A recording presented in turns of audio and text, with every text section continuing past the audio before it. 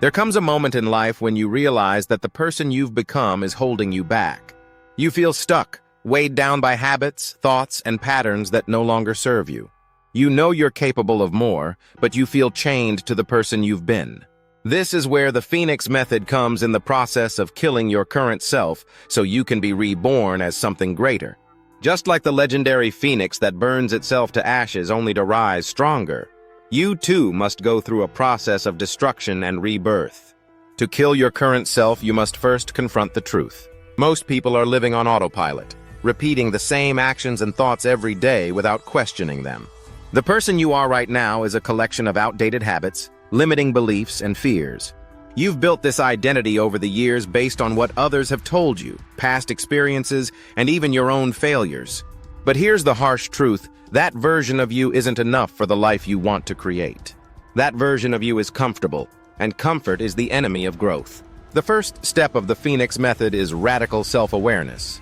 You have to strip yourself bare and face the brutal truth about your flaws, weaknesses, and self-imposed limitations. Next, you have to detach from your identity. The person you've become feels safe because it's familiar, but that doesn't mean it's right for you. If you want to become a stronger, more disciplined version of yourself, you need to let go of the old version. This means breaking habits, changing routines, and cutting ties with anything that reinforces your old identity: toxic people, environments, and even thought patterns.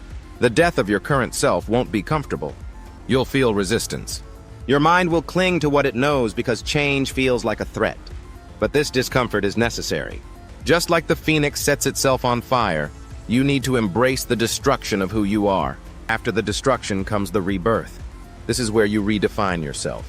You don't simply improve, you become a different person. Set new standards for yourself. Choose your values and commit to them.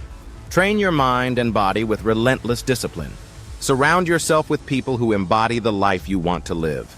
Every time you act according to your new identity, you strengthen it. Rebirth isn't a one-time event, it's a daily process. You'll face setbacks, but each time you push forward, you reinforce the new version of yourself. Killing your current self through the Phoenix method requires courage. It's not about adding more to your life.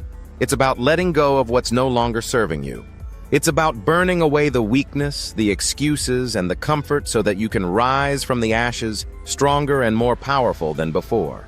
Most people fear change because they think they'll lose themselves. But the truth is, you're not losing yourself. You're finally becoming who you were always meant to be.